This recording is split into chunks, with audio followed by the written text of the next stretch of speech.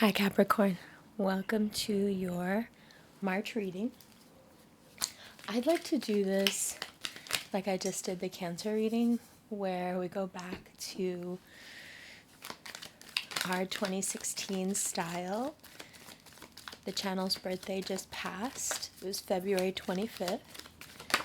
And we were shuffling through, getting some cards, looking at them, and then going in and talking about the transits and getting into the notes.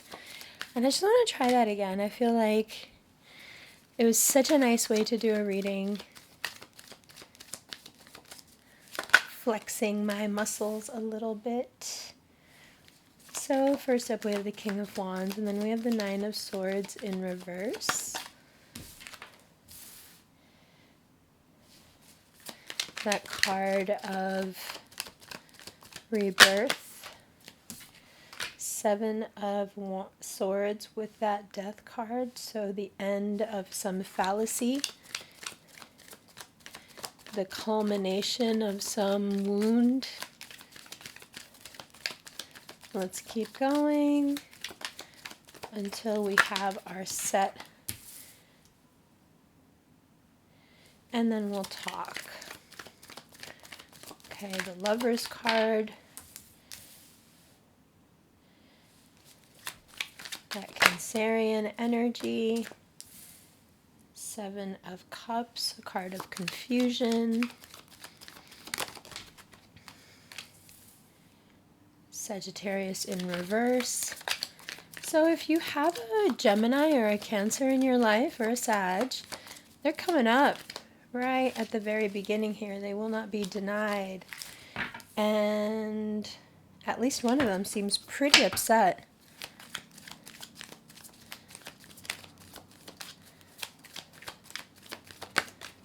All right. Now, let's look at that King of Wands, first of all. You're very persuasive right now. It's easy for you to get what you want by saying what you want.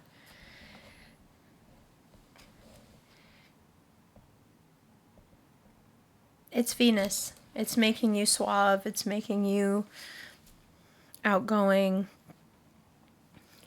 There were certain aspects of your life where you were being avoidant.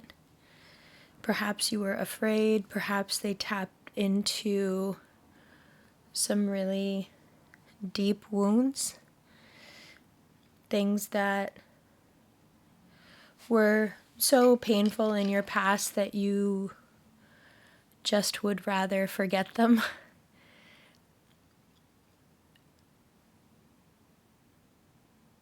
You're probably not aware of how being avoidant of those issues can actually keep you in a state where you're repelling love. But you have this success now, this optimism, this wordiness, and it gives you confidence that you can confront something thorny and up until now something that inspired avoidance in you, and you can face it.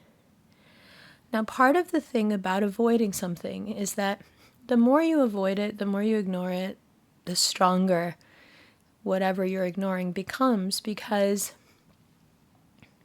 whether it started with you or not, you become a part of the problem as you don't address it. So, enmeshed with whatever has happened to you in the past is also not your complicity with it, because it might have happened when you were a child, you had no choice, but your enmeshment with it now, your complicity to keep it alive in your life and to act from a place as if those circumstances were still happening to you, that is your responsibility. So, because you can be very successful, very diplomatic, very charming right now, it's a great time to confront these things and make sense of them. And even perhaps allow yourself to think differently about yourself. allow yourself a little bit of wriggle room in terms of identity. Now, you can use this time that way. Of course, it would be much more enjoyably spent to use this persuasion and this power with words right now in romance. The issue is that anything that you start right now, whether it be with a Scorpio or a Gemini, it's not looking good. It's troublesome. And actually it can cause some real loss of a job, loss of a partner if this is a cheating situation, loss of business, loss of reputation. In the I Ching, there is a hexagram with a clarifying line that says a man dallies with a young girl. A successful man dallies with a young girl, not realizing it can be his undoing. Not realizing how much of a problem she can become and how much he actually has to lose. That's where you're at. You have a lot to lose, especially as you become brave enough to resolve certain things in your life, to distract yourself from that, to continue to avoid the issue by focusing on kind of empty charm and seducing somebody in the hopes of, I actually have to cover this card up because there's like a YouTube weird nudity thing.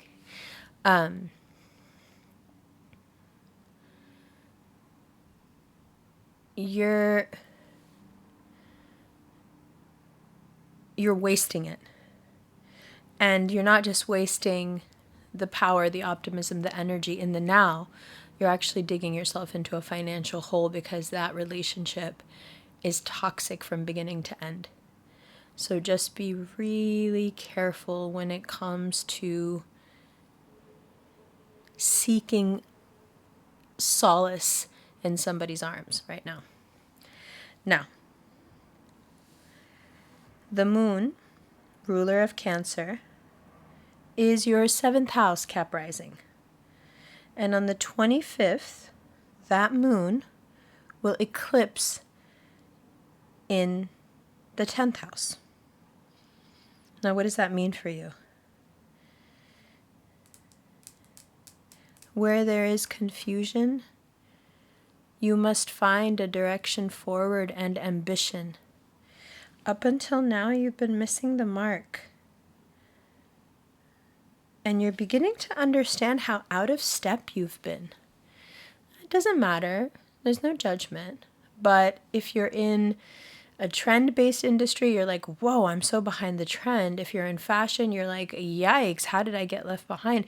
If you're in media, you feel like the world changed overnight and you missed out on some juicy info. But regardless of how you've been out of step, that moon that rules your 7th house, eclipsing in your 10th, it gets you on the same page finally. You catch up with what you've been out of step with. Your ambition is there waiting for you. Your desire is there waiting for you. They've been lagging behind, hoping you'd catch up. And here you are. Now, romantically, if you feel like someone has been giving you the runaround, someone has been lying to you, someone betrayed you, I think that you may have taken their charm really too seriously. And now the regret, the grief, the pain you feel on on their behalf, and also, you feel like it was just a useless dalliance. I think the pain is disproportionate. I think you need to find a way to confront yourself on why and how you can fall into this place when seemingly others reject you, which is always a person rejecting themselves. There are certain triggers for you that set off this self-loathing in you. And it makes you overshoot the mark on things. It makes you try too hard. And it's really obvious in March. So we want to naturally fall into flow with our desire and our ambition. We want to, with great humor, notice how out of step we've been. We want to approach any romantic situation with an enormous amount of humor and no commitment, not yet. We want to even apply that humor and that jovial spirit to those that have wronged us in the past, those that we feel, even might have put an arrow through our heart. We're holding on too tight, and the pain is too great for something that wasn't that important, as a point of fact. Okay? That Sagittarius energy is also about wanting to tell the truth and feeling isolated by it. Wanting to say, in terms of career and money, hey, things are getting a little bit hazy for me. Things are getting a little too hectic for me. I feel isolated and alone in this.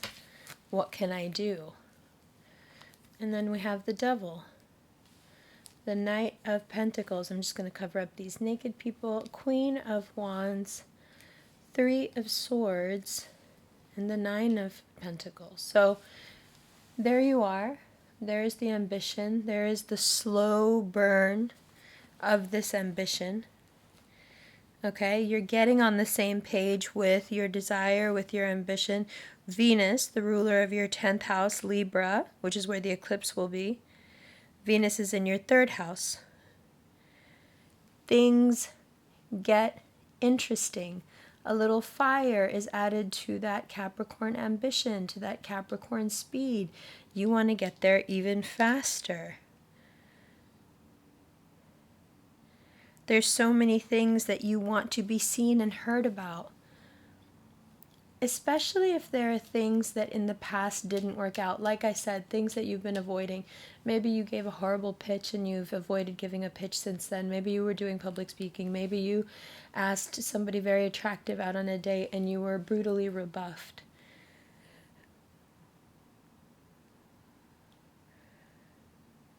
You can easily get what before seemed out of your reach. Let's say it that way. So there is a lot of levity in March if you're able to not beat yourself up for the way that it was as you experience how much better it is now.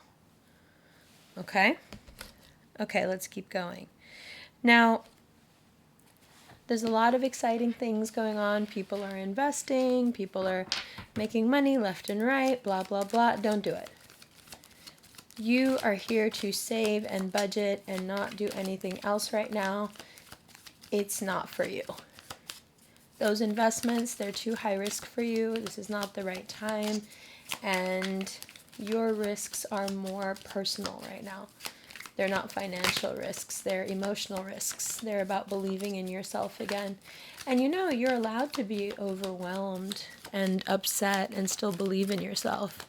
You're allowed to be unhappy with your work environment and still be ambitious and want to make a lot of money and, have a certain standing. You're allowed to do both.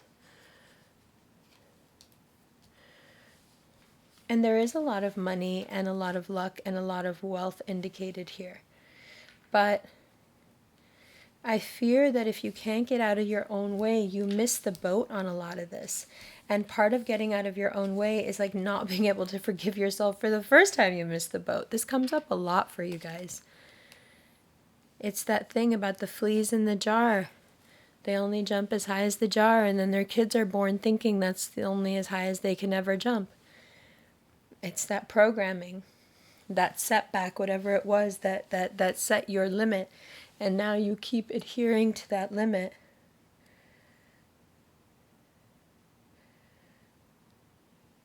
I think you're looking for an emotional balance that forgives you or absolves you for the past, and also boosts you for the future. But that emotional balance, or that seeking emotional security, can actually lead you down some pretty tough roads, especially if you try to solve your problem with money.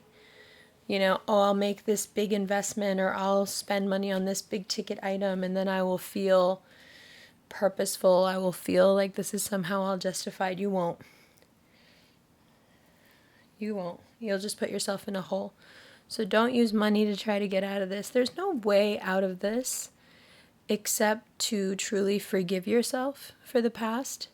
And for a lot of you, that just means forgiving yourself for being human, for being weak, but really just being tired, being overworked, being overwhelmed, being treated like the cog in a machine that you actually adore.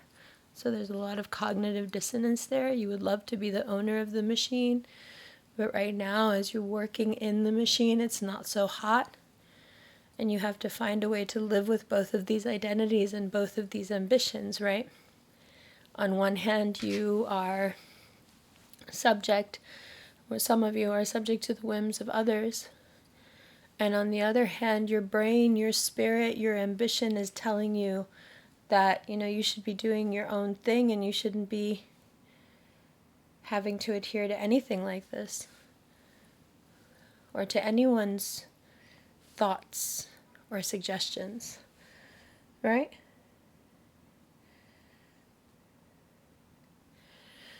You can ask for a raise for now, but long term, your financial setup doesn't work for you. You'll end up doing more for less in the name of security, but you don't need that kind of security right now. You're actually quite sought after. So it is a good time to reassess if the people around you are paying you what you're worth. These are only conversations, no matter how jokey they'll be, that you can have when your mind is not completely focused on seduction and all the little games that come with it. It can be really consuming, right? You guys remind me of that quote from True Detective where Marty says, I've noticed that you can have a myopia towards things, that you can be obsessive. And Cole says to him, well, you're obsessive too, just not about the job.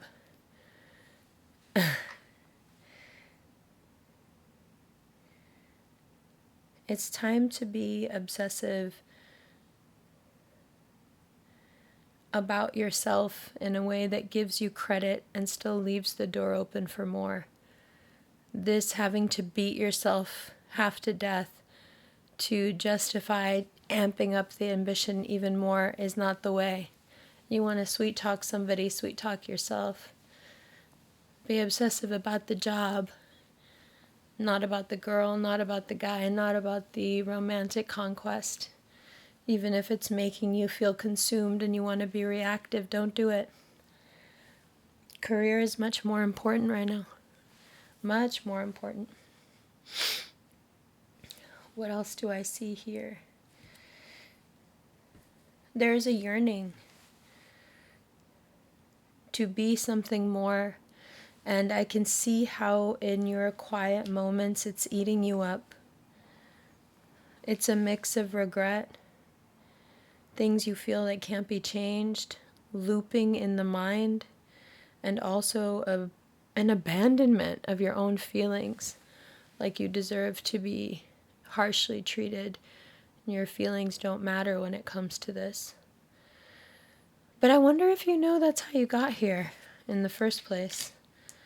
We cannot cut ourselves away from ourselves and hope for anything good. That charity,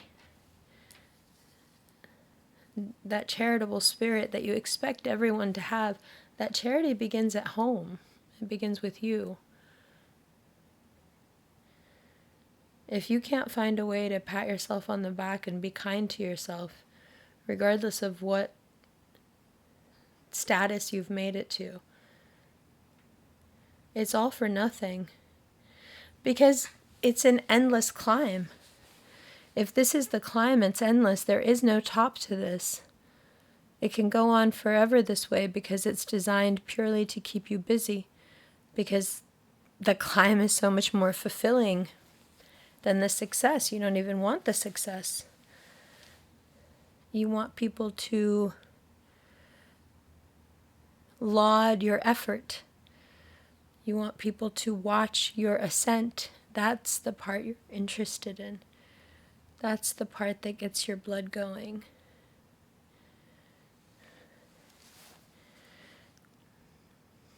And that's unfortunately the part that's also going to hurt you when you try to do something different, when you try to advocate for yourself, when you try to take a new direction. Because you've made the will of the people so important, the opinion of the people so important. So, being kind and charitable towards self and not seeking that emotional stability and security in a person, in a thing, in a job, in a number, in a bank account, it's a tall order. But because all things are related, once something grabs a hold of some aspect of your life, it grabs a hold of all of you by the neck. And you can charm your way out of it. Or you can tighten the grip like a vice.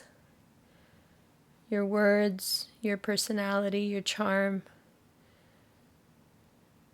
it'll all play a factor. You are a face from the A team this month. You are the face of the operation. And I know you won't let yourself down. I just know that about you.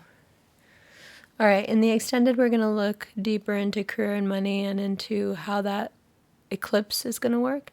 And then we're going to talk about physical and mental health, but also some generalized, more metaphysical advice. Okay? All right, Capricorn. I like this style of reading. I think it's fun. I'll see you in the extended in just a minute. Love you.